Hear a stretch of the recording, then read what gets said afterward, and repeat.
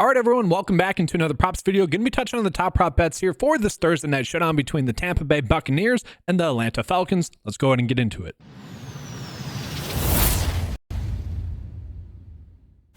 Now, when we get into the game preview of this game, we are going to notice it's going to be a close game. The Atlanta Falcons are actually going to be favored to win by 1.5 points, which I would potentially agree with. I know the Bucs have looked great. They just dominated the Philadelphia Eagles. To me, that was more of a case of the Eagles probably just not being that good, especially without Devonta Smith and A.J. Brown, right? You're taking two of the best players at their position off the field. Not good for the Eagles. That being said as well, like the Atlanta Falcons, good defense. Kirk Cousins has looked better and better each game, although the stats might not say it. Kirk Cousins also does get a good matchup against the Bucs.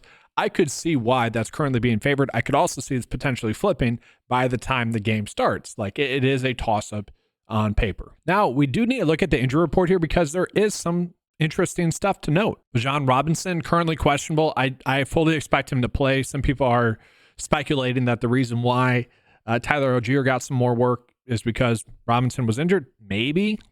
I doubt it, though. The biggest one is really Ray McCloud. Is he going to be active or not? He is currently citing an ankle injury. That is not a good thing for him.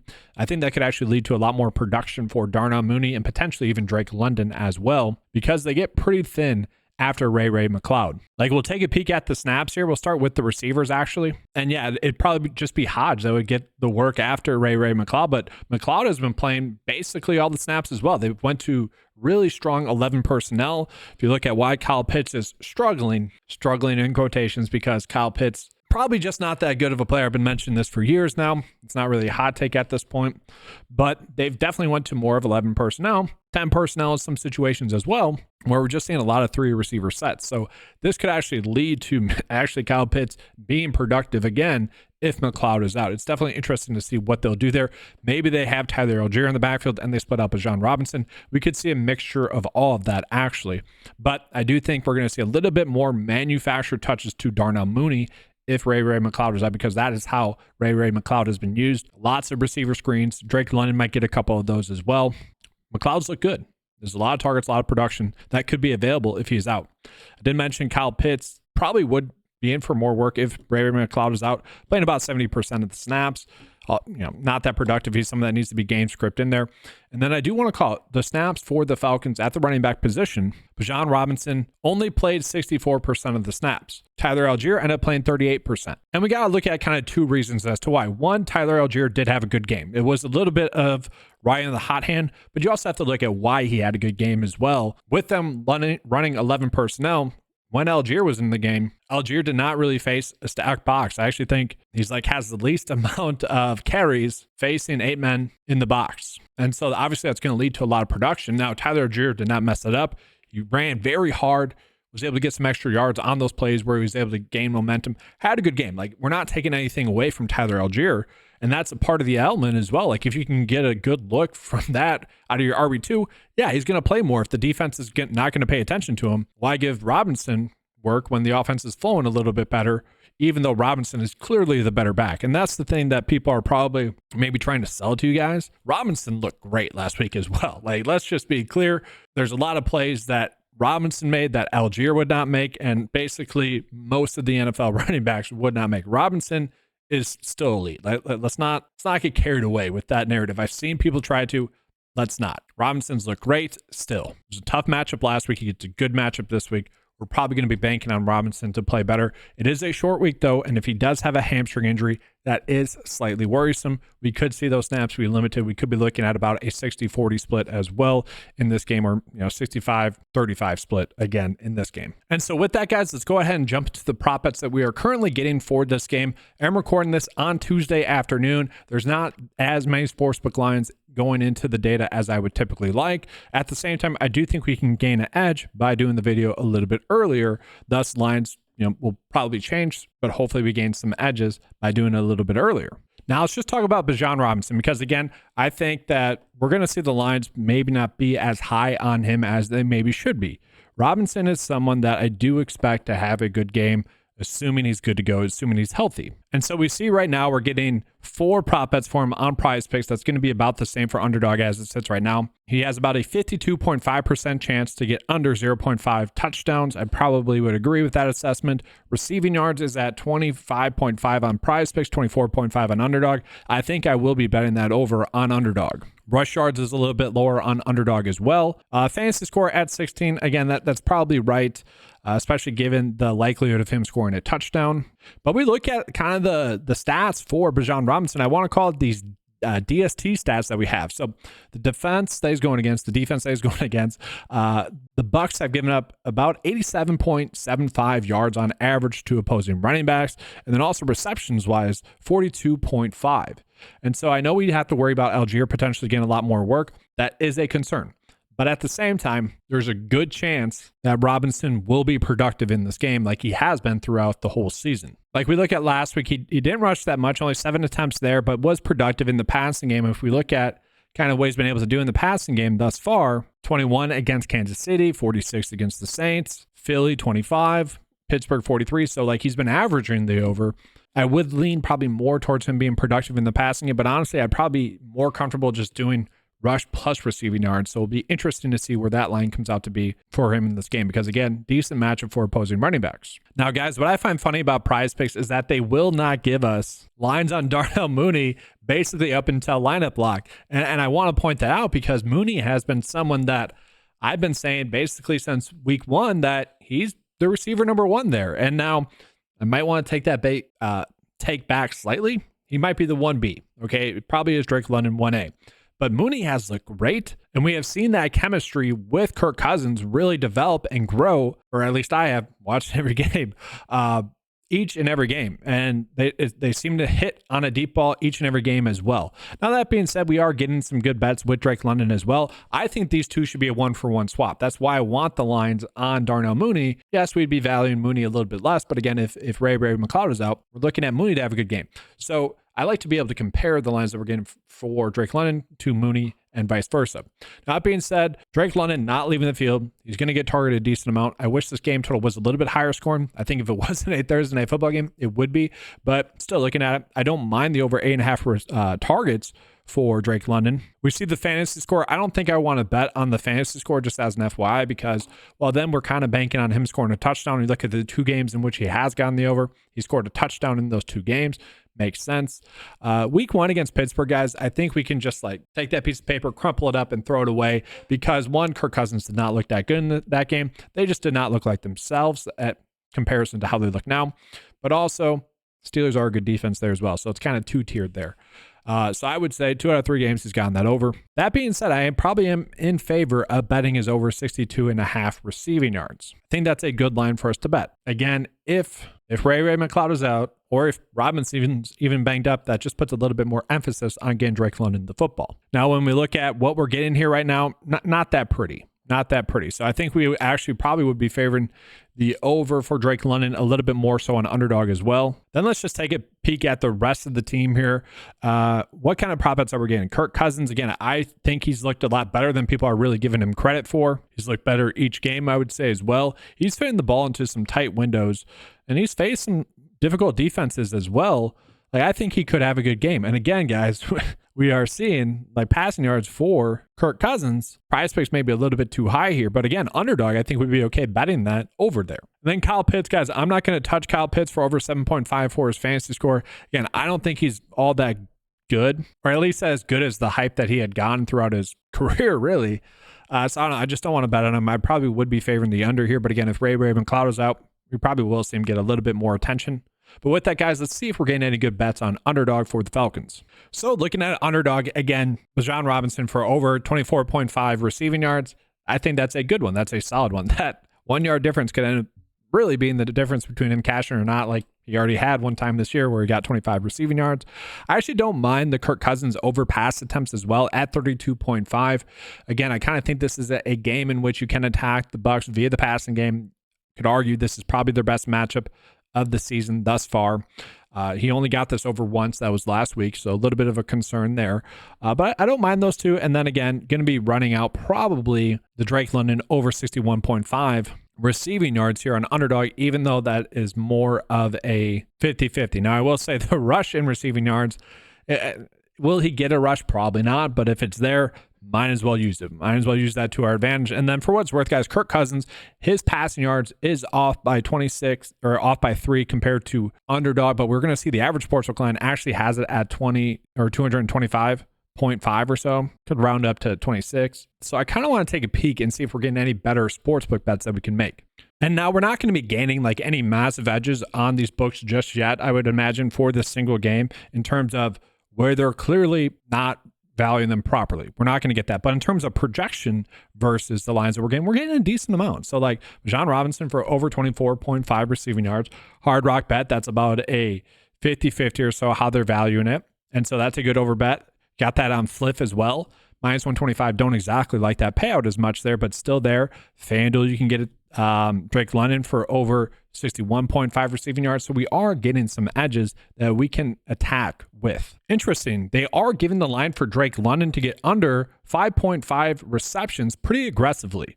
And I find that interesting because, man, if you can get him at plus 110 on DraftKings to get over 5.5 receptions, again, if Ray McLeod is out, even if he's active, that's a good one. Like, London's not leaving the field. The Bucs do have a high-powered offense. This game potentially could have the chance to be a shootout. And besides one game thus far this season, London has gotten this over. And again, that Steelers game, I think we can kind of just write off. Cousins did not look as good as he does now. Cousins looks healthy. It's a short week. Kind of worry about that slightly, but still, I would be favoring this. I think that's a good bet that we can be making. And lately, guys, Vegas has been wrong. It's been pretty good in terms of these bets that I've been able to call out, specifically where I was saying Vegas is wrong. Let's take advantage of these receptions. I think this is a good one we can roll with. And then that being said, if Drake London is at 5.5, I would imagine that Mooney is going to be at 3.5 receptions, I would assume. And then, yeah, I just want to take a peek at Kirk Cousins here for his passing yards, really, just in general here. The best bet would be on DraftKings, but also underdog. We are seeing that's a pretty solid bet for his over passing yards as well of 25.5 on DraftKings. I think we're okay with that. And now let's go ahead and jump into the Bucs here. So just some kind of curtain call stuff, like Mike Evans questionable. He should be good to go. McMillan, I kind of expect him to sit. Thus, we're going to see a little bit more of Trey Palmer. I've actually been pretty surprised that we haven't seen that much of Palmer. I feel like McMillan and Palmer are about the same talent-wise, although McMillan looked good, Palmer looked good. It's probably just like, honestly, probably a little bit of ride the hot hand situation. We actually saw a decent amount of Sterling Shepard. I thought he looked good. I thought Shepard kind of looked like his normal self. Shepard, I always felt bad for career-wise. Just a lot of injuries for a guy that's probably better. Probably would have had a good career without those injuries. Really, the biggest thing here is the running back situation, Bucky Irving and Rachaad White. And so we look at those snaps. They have slowly but surely inching closer there between White and also Bucky Irving. The thing with it is, guys, White has not looked bad. Bucky Irving has looked good, and I would argue he has looked better as well. But it is tough to take away carries from Baker Mayfield's security blanket, which is Rachaad White. He has his trust. And it's not like White has been bad. Irving has played better, but I kind of mentioned earlier, Algier had a lot of carries and a lot of touches with not that many defenders in the box. Bucky Irving actually ranks 9th in that stat as well. So he's not facing that many defenders in the box. It's actually half of what Rachaad White is facing. It's probably a little bit more of like situational. Irving is facing a little bit more of longer down situations, whereas White is facing first down, 1st and 10, short yard situations as well. That being said, they both look good. I would probably assume that this snap share is going to continue. Would it be surprising to see it flip eventually throughout the year? No. But do I expect that to happen this week on a short week? I don't. And so just talking about the receiver snaps as well. So Sterling Shepard played a little bit. Cameron Johnson played a little bit. McMillan 0. But it's who we're looking at is Chris Godwin, Mike Evans. Pretty simple. And then tight end wise, Cade Otton is playing a lot, but he's not doing much with those snaps. So with that, guys, let's go ahead and jump into the PrizePicks cheat sheet here. And what we're going to notice is, again, it's pretty early in the week. We're not going to get massive edges here, but I don't mind Rachaad White for over 19.5 receiving yards. We can see the average sportsbook line has it about 21. They are slightly favoring the under there, but still really not a bad bet. The Falcons are a good defense, don't get me wrong.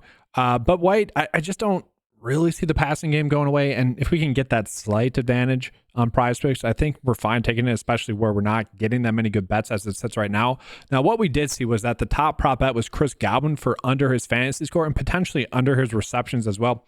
I don't know if I necessarily agree with that, especially if they are going to be a little bit banged up at the receiver position. Now, that's not a bet by any means that we would have to make because it's only a 52% likelihood to hit. Again, we typically want to be chasing those ones that have a 54% likelihood to hit, but it's interesting that they're giving us the under of 6. I would argue we could be betting the over at 6.5. I wouldn't hate that. And that's mostly just due to they're getting the ball to Chris Godwin in those quick and easy catches. Last year they were not. It was super frustrating. Baker Mayfield missed him a lot. Honestly, that's half the reason why I was not a big fan of Baker last year throughout the season is he was being productive, but a lot of his production was coming from jump balls to Mike Evans.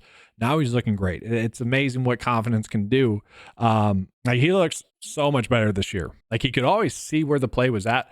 Now he's able to make the throws where those plays are at. And it's kind of been a snowball effect where he's gotten better and better. Thus, Chris Godwin has been able to play better as well. It's super frustrating.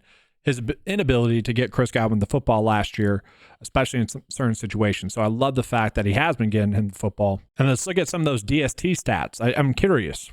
So the defense is giving up about 5.9 to average receptions to opposing receivers and about 77.9 receiving yards. So yeah, I guess I see why the under's being favored there. Let's get into Mike Evans. His reception line is at 4.5, projected to get 4.2. Average is about 4.5. Okay, so it makes sense. They're pretty much just giving us an even split there. I kind of get why we're getting these lines the way that we are getting them. So I don't know, probably just don't need a bet on Godwin over 6 receptions. Probably just going to get 6 receptions. Don't really feel the need to bet on Mike Evans to get over 4.5 receptions as well. His fantasy score, I'm kind of okay with it. The really best bet I would say that we have here would be Baker Mayfield to get over 16.5 for a fantasy score here. I would imagine this is going to be a popular bet. Guys, Denver is a defense that I think, again, that's another one of those defenses where we just kind of write that off. Besides that, Washington, easy matchup, don't get me wrong, went off against them. Detroit got the over, kind of an easier matchup as well. Philly shouldn't have been that easy a matchup, but it was. Maybe the offense is just great. He has faced some easier matchups, but at the same time, look at how Vegas is valuing it. They're valuing it at about 17.8. I can get behind betting this over, especially on a slate where we do have this tight board. So from there, are there any other bets that we could potentially look at? I don't want to touch this Bucky Irving fantasy score or Rachaad White fantasy score. I'd probably favor White, honestly, because I don't see that workload going away, but I don't think that it should be this tight. I just don't. Like, White is due for a good game. I would rather bet on that, but at the same time, I want to be hands off on that situation. And then we jump into the underdog cheat sheet here. Are we getting any edges here? And simply put, not really. Not really at all. Yeah, I don't see it. Yeah, we're not getting an edge here. So for underdog, for Atlanta, we're going to bet on an underdog. We're going to bet Drake London, Bijan Robinson over their receiving yards, potentially pair that with Kirk Cousins. And then for Tampa Bay, we're going to bet more of them on PrizePicks. We'll get into those bets in just a second. Let's take a peek at the traditional sports books. So let's jump into those traditional bets that we have here, guys. And I'm not going to touch any rush prop for a quarterback. I just don't like those. For FanDuel, though, I don't mind Mike Evans to get over 58.5 receiving yards. If this one's still available by the time you guys are watching this, by all means, go for it. The average line would have it at 62.5. The projection data has it at 60.5. That's a pretty big edge that we have there, okay? With their lines, they're giving it a 50-50 there. That is a big advantage for you guys. So please, that is a good bet. We need to be targeting those ones when we get that good option. From there, are we getting any other edges in terms of the projection data versus the lines? A little bit of Chris Godwin, 64.5 is his receiving yards line, again on FanDuel. So basically the exact same situation where the average sportsbook line has us at 67.61 here. So yeah, FanDuel giving us some decent edges. I like those. Let's go ahead and bet those. So with that, guys, I think that kind of sums up what we're looking at for this slate. Just want to reiterate for the traditional sportsbook, let's do Chris Godwin and Mike Evans over the receiving yards on FanDuel, and then Drake London over his receptions as well, basically on all of them. And so, guys, I'm not going to do the snapshot of a bet of the day just yet for PrizePicks. I think, hopefully as the prop board progresses, we get more and more. But as it sits right now, Baker Mayfield for over his fantasy score. Feel pretty good about that one on PrizePicks. Again, you could run out Rachaad White for over his receiving yards as well at 19.5. I think that's a good edge that we were getting. And then for underdog, again, Bijan Robinson for over his 24.5 receiving yards. Feel pretty good about that one. You could pair that up then with Drake London for over 61.5 receiving yards. If you don't want to do that, I actually really like the Kirk Cousins passing yards over 26.5 a little bit better. Again, we could run that out as well on FanDuel for over 25.5, or maybe it was DraftKings, 25.5 pass yards there as well. That's going to be all, though, for this video, guys. Hopefully you enjoyed it. Make sure to give a like and subscribe to the video. If you guys want access to any of the tools that you saw in this video, head on over to 9to5sports.com. Get access to that for just $10 a month. All right, thanks for watching, guys. Good luck. And as always, let's keep cashing.